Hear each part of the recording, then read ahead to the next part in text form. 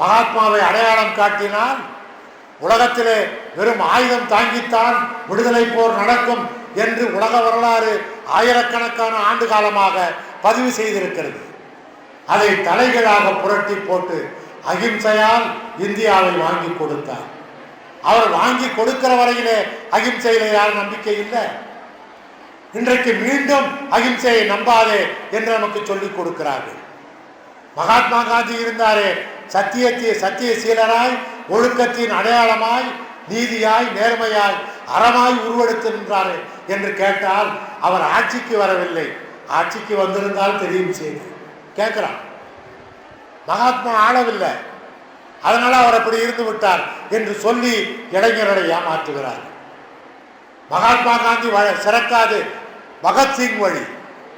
எல்லா மாணவர்களும் பாருங்க, பணியல்ல எவனாவது காந்தி படம் போட்டிருக்கிறானா? எங்காவது காந்தி திரைச்சேலை இருக்கிறதா? காந்தி படத்தை யாராவது வீட்டிலே மாட்டி இருக்கிறோமா? மாணவர்கள் சேகுவாரா படத்தை வைத்திருக்கிறார்கள், பகத்சிங் படத்தை வைத்திருக்கிறார்கள். அவனை போய் கத்தி எடுக்காத, துப்பாக்கி எடுக்காத என்றால் எப்படி கேட்பான்? நீங்களே காந்தி பணியன் போடவில்லை. பனியன்ல காந்தி இருக்கக்கூடாது, பனியனுக்கு உள்ளே காந்தி வர வேண்டும். கேட்ட என்ன சொல்லுகிறான்? காந்தி ஆட்சி செய்யவில்லை, ஆட்சியை விட்டு ஓடிவிட்டார். அவர் ஆட்சியின் பக்கமே வரல.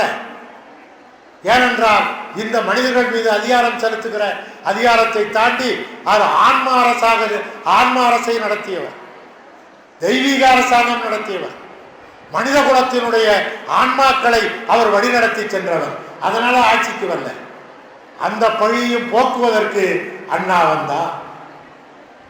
ஆட்சியிலே இருந்து 2 ஆண்டு காலம் முதல்வராக இருந்து நேர்மை, ஒழுக்கம், சத்தியம் வெல்லும் என்று காட்டினார்.